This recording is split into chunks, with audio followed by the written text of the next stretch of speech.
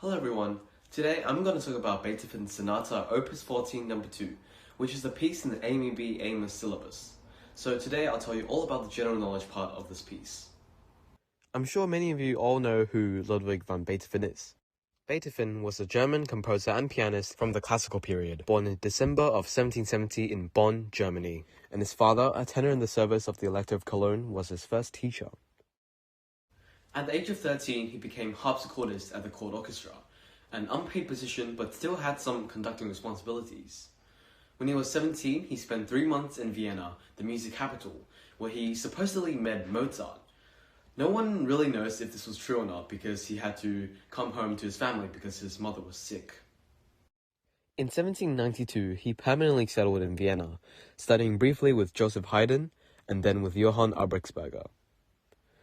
After he left Bonn, Beethoven never became really attached to the court. Nevertheless, he became friends with a number of aristocrats who supported him financially.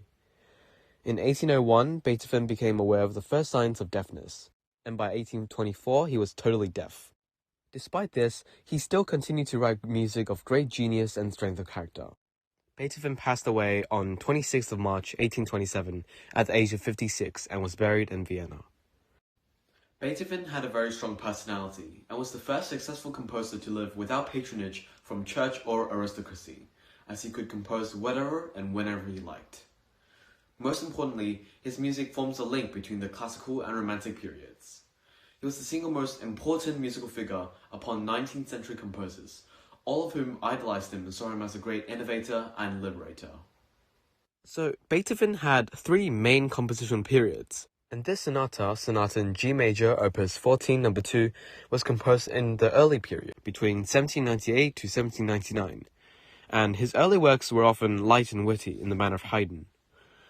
His second compositional period was around when he composed the Eroica Symphony and piano sonatas opus 31, and at that point he began to consciously explore new directions like writing on a larger scale and with more harmonic innovation.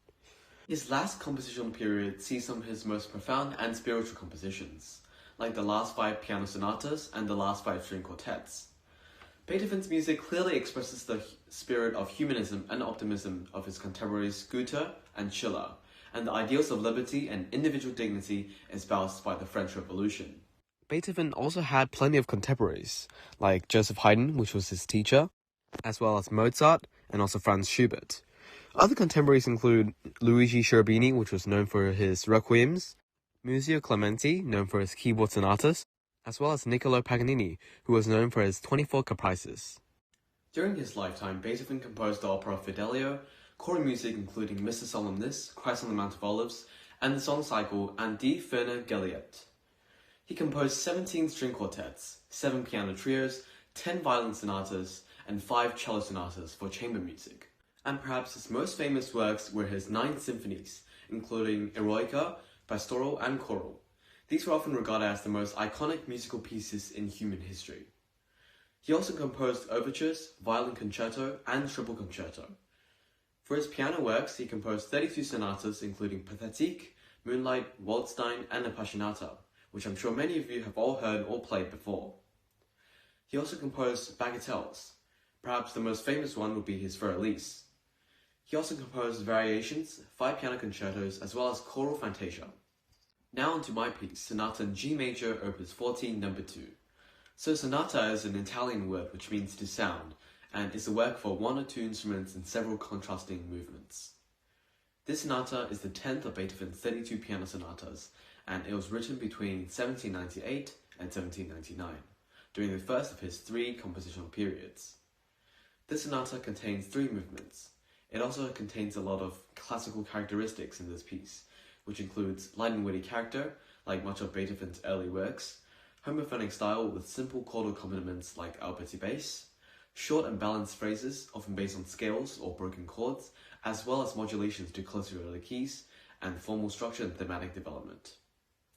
Well, that's it. Thank you for watching, and I hope this video helps.